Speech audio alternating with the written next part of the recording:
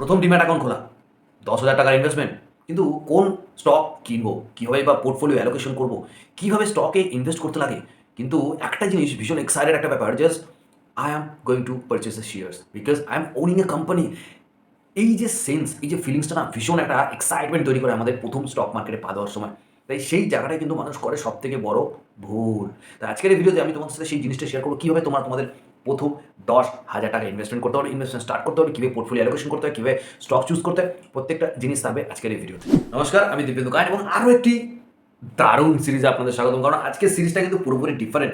তো যেই জিনিসটা কেউ বলে না সাধারণত, সবাই তো আপনাকে স্টক বলবে, এই স্টক কিনো, ওই স্টক কিনো, তারপরে বলবে এটা করো ওটা করো। আজকের এই ভিডিওতে সবথেকে যেটা বেশি ইম্পর্টেন্ট, যে আমাদের পোর্টফোলিও অ্যালোকেশন করা।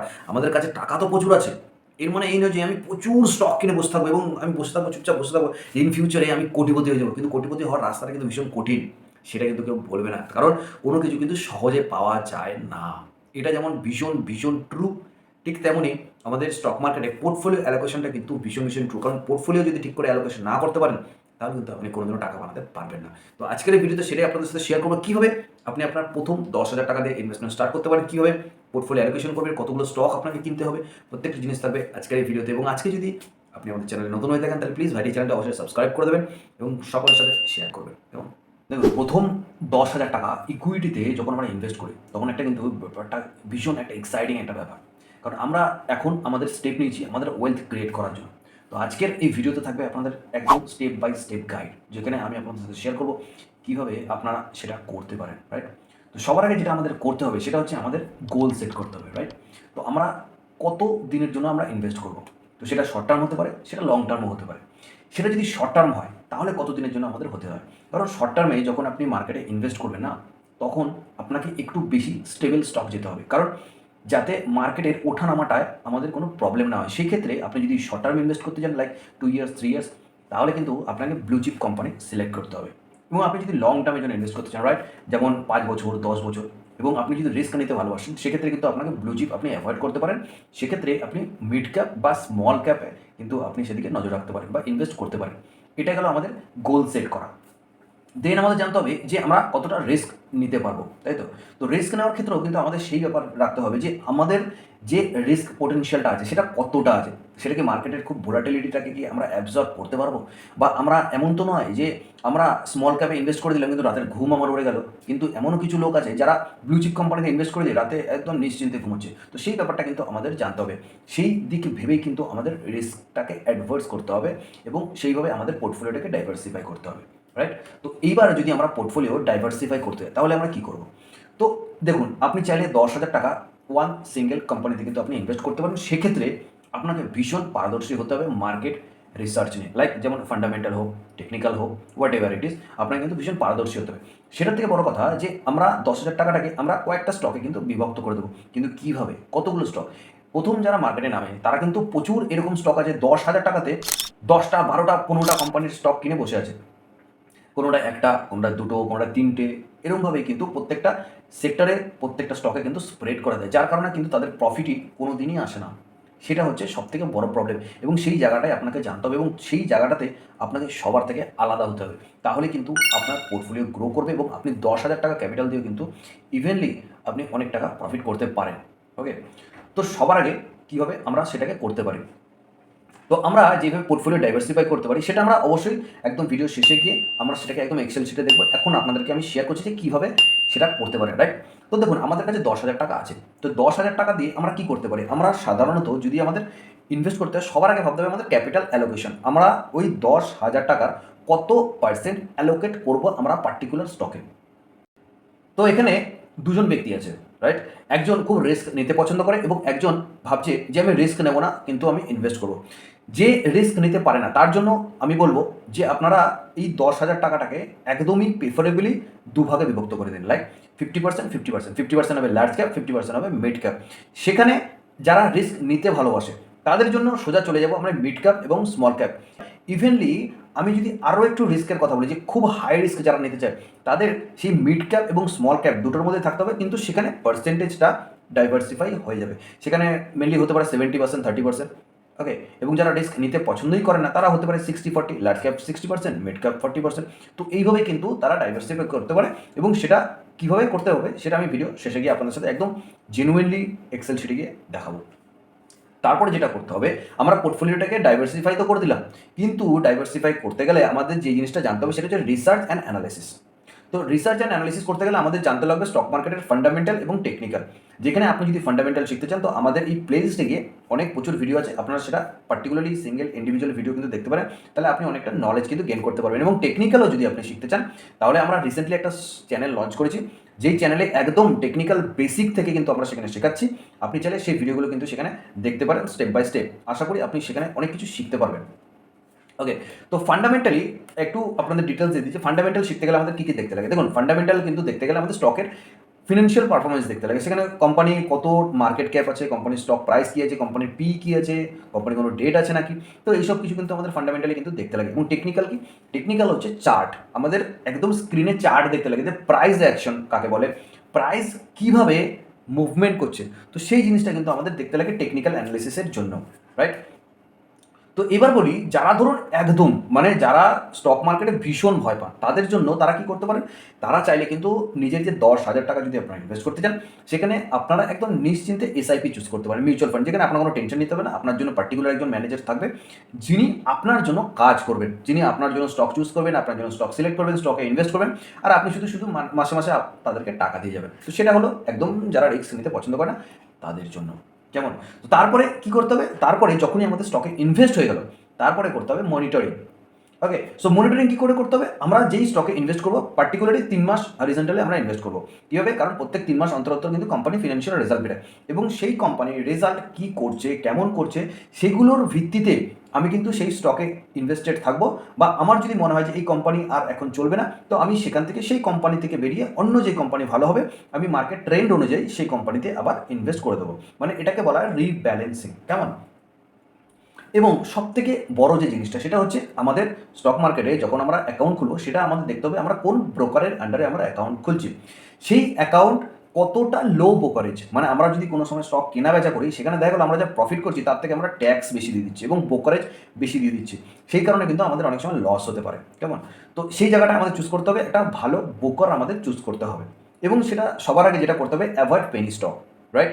তো প্রথম যখন ইনভেস্ট করতে নামে মানুষজন সবার আগে ছোট ছোট ছোট ছোট স্টক খোঁজে, 10 পয়সা 25 পয়সা, 1 টাকা 2 টাকা, 1 টাকা 2 টাকার স্টক খুব রেয়ার কেসে, মানে 1 লাখে বা মার্কেটে 1 লাখে বলি না, মানে 100টা পেনি স্টকের মধ্যে হার্ডলি 2 থেকে 3টে এমন কোম্পানি আছে যেগুলো মাল্টিব্যাগার হয়, যেগুলো লার্জ ক্যাপ হয়। তো বেসিক্যালি 99% পেনি স্টক কিন্তু পুরো ধূলিসাৎ করে দেবে আপনার পয়সা। তো সেদিকে নজর রাখতে হবে। অবশ্যই ভালো স্টকে ইনভেস্ট করতে লাগবে যেগুলোতে বিজনেসে পোটেনশিয়াল আছে, ইন ফিউচারে আর্নিং গ্রোথ আছে, সেই রকম স্টকে কিন্তু আমাদের ইনভেস্ট করতে হবে।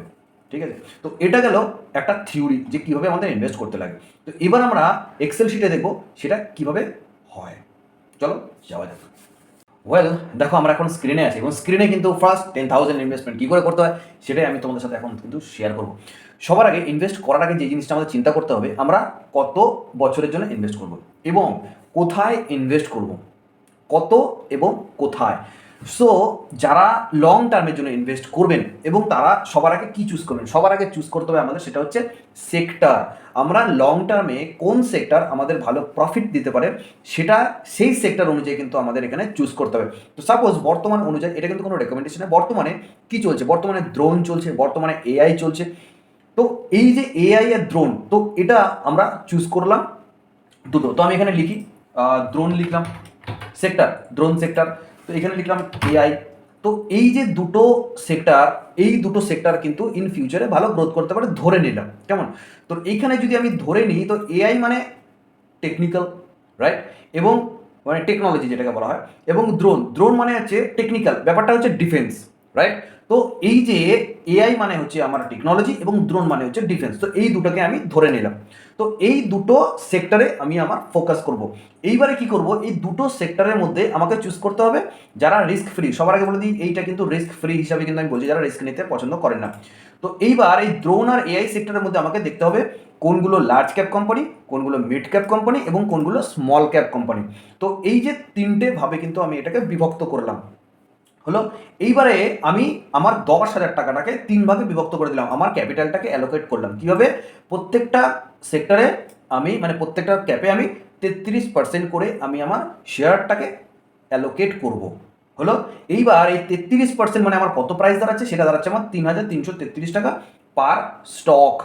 এবার এই 3,333 টাকাতে আমি যে কটা কোম্পানি চুজ করি, লার্জ ক্যাপ কোম্পানি থেকে একটা, মিড ক্যাপ কোম্পানি থেকে একটা এবং স্মল ক্যাপ কোম্পানি থেকে একটা, এই জায়গাতে আমাদের সবার আগে জানা উচিত যে 10,000 টাকায় আপনি মিনিমাম কতগুলো কোম্পানি আপনি কিনতে পারবেন।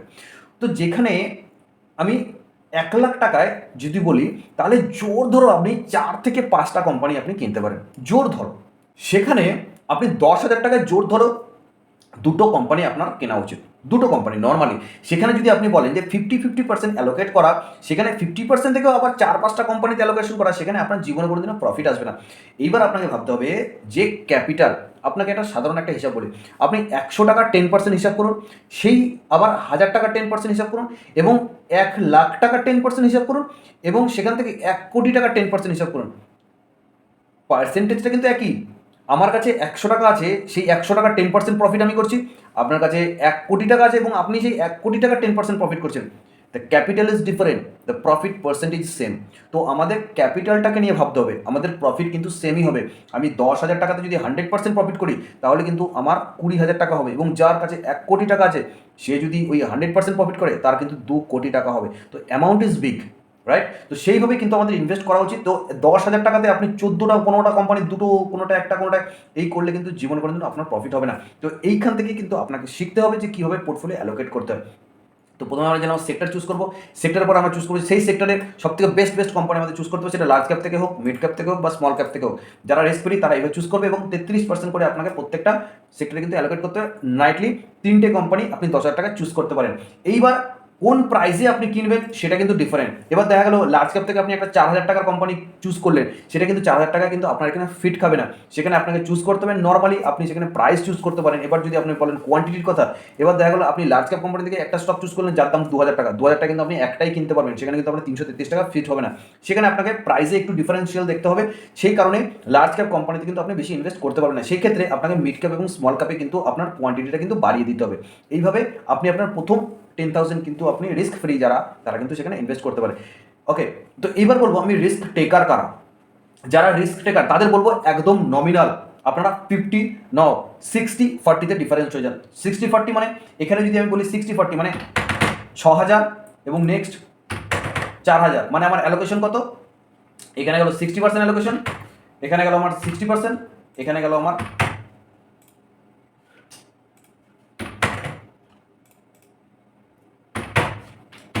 40%। তো এই 60 আর 40 এই দুটো চলে গেল আমাদের যারা রিস্ক নিতে পারে তাদের জন্য। এইবারে 60-40-র মধ্যে আমাদের চুজ করতে হবে সেক্টর।